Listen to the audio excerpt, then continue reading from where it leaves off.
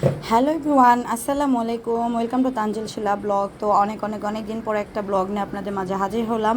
তো যেহেতু মেয়ের পরীক্ষা চলতেছে, খুবই ব্যস্ততাময় দিন কাটতেছে।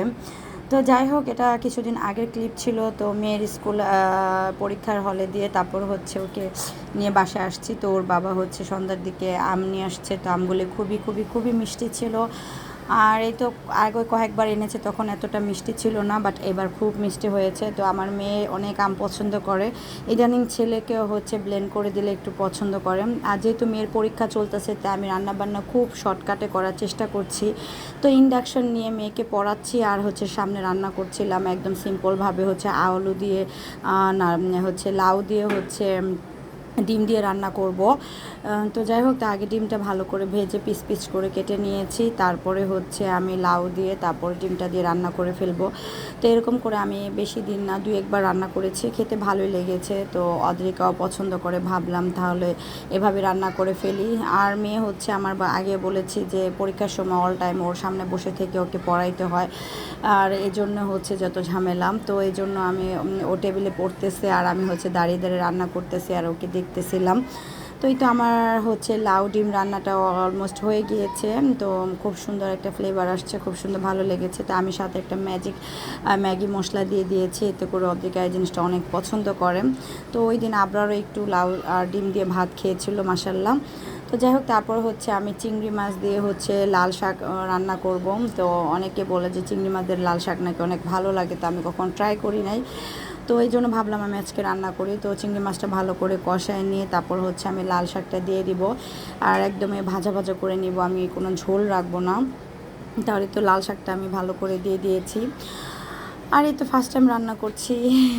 তো রান্না বান্না শেষ, আর পরের দিন ছিল আমাদের স্কুলে ছোটোখাটো একটা হচ্ছে অ্যারেঞ্জমেন্ট। যেমন এক এক দিন এক এক ভাবি এক একটা জিনিস রান্না করে নিয়ে আসে। তো সবাই বলেছিল আমার হাতে হচ্ছে চাউমিন আর চা খাবে।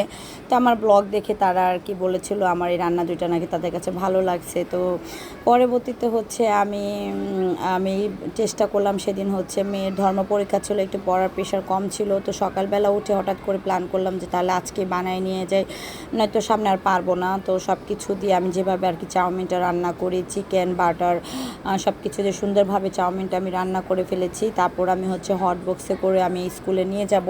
তো এটা একটা আলাদা মজা। তো বহুদিন পরে হচ্ছে এরকম একটা ফিলিংস যে স্কুলের আর সবাইকে মেয়ে মিলে আর কি, আগে আমরা স্কুলে লেখাপড়া করতাম বান্ধবীরা মিলে, এখন হচ্ছে মেয়ের মা সবাই মিলে হচ্ছে এরকম একসাথে পিকনিক করব, খুবই ভালো লাগছিল। তো এই তো আমি রান্না করে নিয়ে আসছি, যেহেতু অনেক মানুষ একসাথে খাবো অল্প অল্প করে। তো সবাই মিলে একটা ভাবি হচ্ছে চাদর টাদর রেগুলার নিয়ে আসে, তো উনি বিছিয়ে নিয়েছে। তো আমি চা চাউমিন পিরিচ টিরিচ যা যা লাগে সব কিছু আমি নিয়ে গিয়েছিলাম। তো সবাই অবাক হয়ে গিয়েছে যে আমি এত সকালে এভাবে রান্না করে নিয়ে আসছি। আমি কাপও নিয়ে গিয়েছিলাম। তো সবাই মিলে এখন হচ্ছে চাউমিনটা খাচ্ছিলাম। তো সব ভাবিরা তো একসাথে আসে না, আমরা 8-10 জন একসাথে বসছি, আর আস্তে আস্তে অনেক ভাবি এসেছিলো।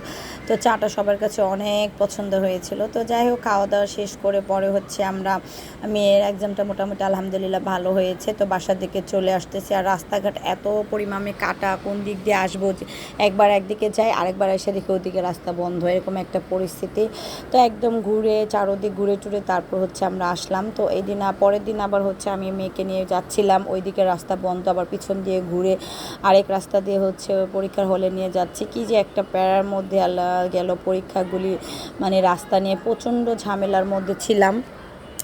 আর এই তো মেয়ে বলে দিয়েছিল আজকে একটু আম ভর্তা খাবে, তাই আমি হচ্ছে বাসায় এসে হচ্ছে কাঁচা আমের ভর্তা করলাম। আমার মেয়ের কাঁচা আমের ভর্তাটা খুবই পছন্দ।